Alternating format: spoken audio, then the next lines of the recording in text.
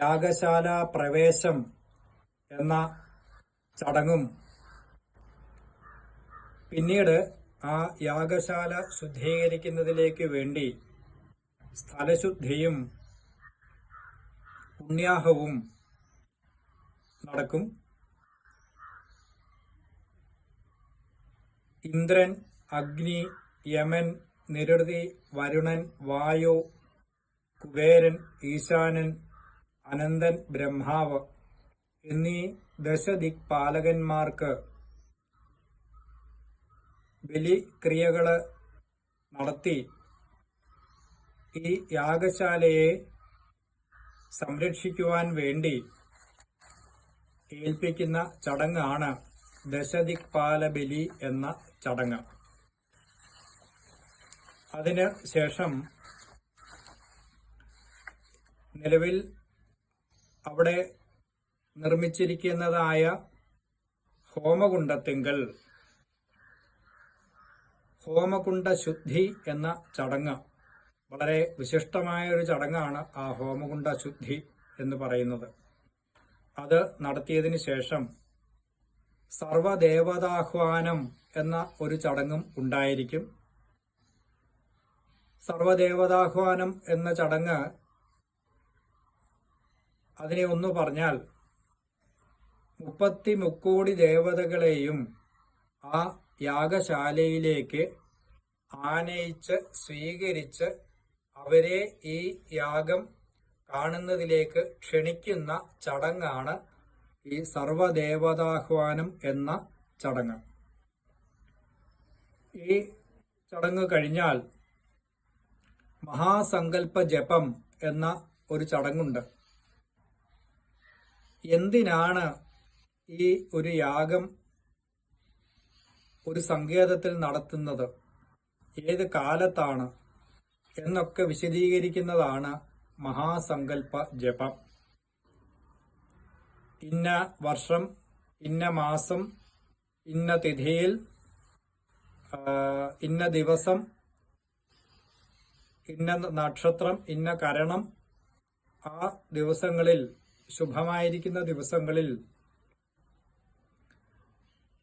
രാഷ്ട്രത്തിന്റെ, ദേശത്തിന്റെ, ഭക്തജനങ്ങളുടെ, സർവോപരി സംസ്ഥാനത്തിന്റെയും രാഷ്ട്രത്തിന്റെയും ലോകത്തിന്റെയും തന്നെ നന്മയ്ക്കും ജനങ്ങൾ അനുഭവിക്കുന്നതായ ദുഃഖങ്ങൾക്കും ദുരിതങ്ങൾക്കും നിവൃത്തി കാണുവാനും പ്രളയം മുതലായ പ്രകൃതിജന്യമായ ആപത്തുകളിൽ നിന്നും രക്ഷ നേടുവാനും വേണ്ടി ആണ് ഈ യാഗം നടത്തുന്നത് എന്ന് സങ്കല്പിക്കുന്നതാണ് ഈ ഒരു സങ്കല്പ ജപം. ഇതിന്റെ ഇടയിൽ ഒന്ന് പറയട്ടെ, സ്വതവേ അല്പം ചിലർക്കെങ്കിലും ഈ യാഗം ഭരണസമിതിക്കോ ഒക്കെ ധനം ആർജിക്കുന്നതിലേക്കുള്ള മാർഗമായിട്ട് കരുതാം. പക്ഷെ അതല്ല ഇവിടെ നടക്കുന്നത്. ധനമാർജിക്കുന്നതിലേക്കുള്ള ഒരു മാർഗമായിട്ടല്ല ഈ ചണ്ഡിയായാഗം പഞ്ചമല ദേവസന്നിധിയിൽ നടക്കുന്നത്. ഇത് ദേശരക്ഷയ്ക്ക് വേണ്ടിയിട്ട് മാത്രമാണ് നടത്തുന്നത് എന്ന് ഒന്നുകൂടി ഓർമ്മിപ്പിച്ചുകൊള്ളുന്നു. ഈ മഹാസങ്കല്പ ജപം കഴിഞ്ഞാൽ ദേവീ മാഹാത്മ്യം, വടക്കേ ഇന്ത്യയിൽ ഇതിനെ ചണ്ഡീപാഠം എന്ന് പറയും, ദുർഗാ സപ്തശതി എന്നും പറയും. 700 ശ്ലോകങ്ങൾ അടങ്ങുന്ന ഈ ദേവീ മാഹാത്മ്യം അവിടെ ജപിക്കുന്നു.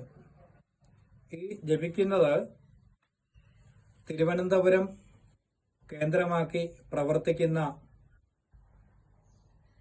അനവധി സ്ഥലങ്ങളിൽ പാരായണങ്ങളൊക്കെ നടത്തിക്കുകയും പഠിപ്പിക്കുകയും ഒക്കെ ചെയ്യുന്ന ശ്രീമാതരം മണ്ഡലിയുടെ നേതൃത്വത്തിലാണ് ഈ ദേവീ മഹാത്മ്യ ജപം നടക്കുന്നത്. ആചാര്യ ശ്രീമതി സുജാമോഹന്റെ നേതൃത്വത്തിലാണ് 10ഓളം അമ്മമാർ ഈ ജപം നടത്തുന്നത്. അതിനുശേഷം ക്ഷേത്രത്തിൽ അത്താഴപൂജയും തുടർന്ന് നടയടയ്ക്കലും നടക്കും. 26-ാം തീയതി രാവിലെ ഗണപതി ഹോമത്തിന് ശേഷം അഗ്നിമഥനം ചെയ്ത് അഗ്നിയെ ജനിപ്പിച്ച് ഈ അഗ്നി ഹോമകുണ്ഡത്തിങ്കൽ സ്ഥാപിച്ച് ചണ്ഡികാ ഹോമം എന്ന മഹത്തായ യാഗം ആരംഭിക്കും.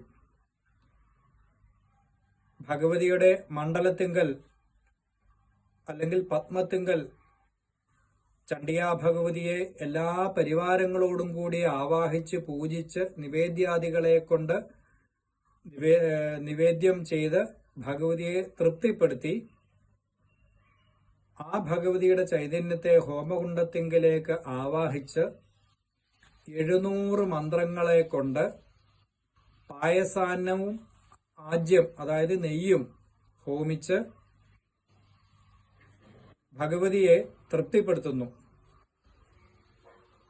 അതേസമയം ദുർഗാദേവിക്കും ഭദ്രാദേവിക്കും മഹാദേവനും മുത്തപ്പനും എല്ലാ ദേവതമാർക്കും നമ്മൾ കലശവും യഥാശക്തി പൂജയും ചെയ്ത് അവിടുത്തെ ദേവതമാരെയും പൂർണ്ണ തൃപ്തി വരുത്തിക്കുന്നു.